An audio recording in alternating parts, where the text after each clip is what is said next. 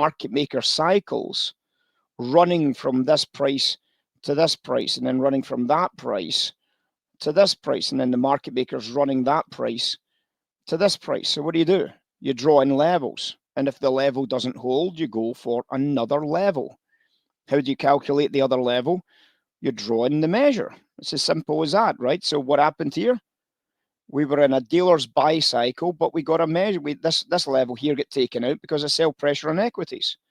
So how did we find the next sell? We went to the high price.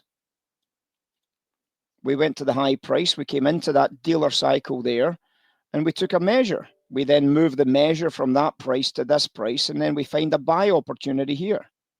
You see it? So there's your buy opportunity. Now, if you wanted to buy it, that is, it didn't look as if it was a great buy in any sense that there was a brilliant bit of value in the dealer cycle at that stage. But now we've got a new dealer cycle low. We don't need to see a dealer cycle at that price because it's going to be there. It's also the cash open. So with a dealer cycle at the cash open, you're starting to think, well, high probability that if they're bearish, they're going to try and take it up into this liquidity. That's what we talk about, this 8 o'clock to 9 o'clock phase.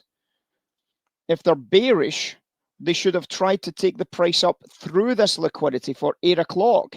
But if they haven't done it, they're still having to do it, right? So we're expecting them to take the price up for 9 o'clock. So when they take the price up for 9 o'clock, and then we see a dealer cycle coming in at exactly that same top ledge, as far as I'm concerned, it's just a case of getting short into that trade now. Cable was a steering job. Equities are getting murdered. The sale comes in, and guess what happens? So we've got a dealer cycle here, we've got a dealer cycle here, and we've now got a dealer cycle at the top edge. Guess what happens? Well, we go from the dealer cycle low to the dealer cycle high here, and then we make a measured move. Where does the measured move take us to? The bottom tick price. What happens at the bottom tick price? We get a dealer cycle low coming in.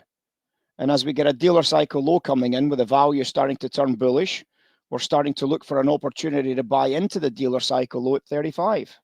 And from a dealer cycle low at 35, we get long cable.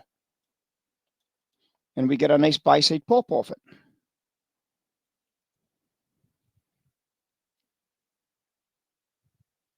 So I didn't get a buy trade here.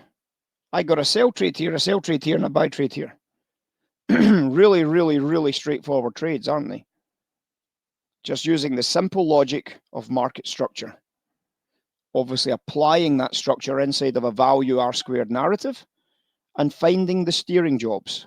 Finding the trades that are simply just a case of, I know what they are, my job is just to make sure I get them. That's what a steering job is.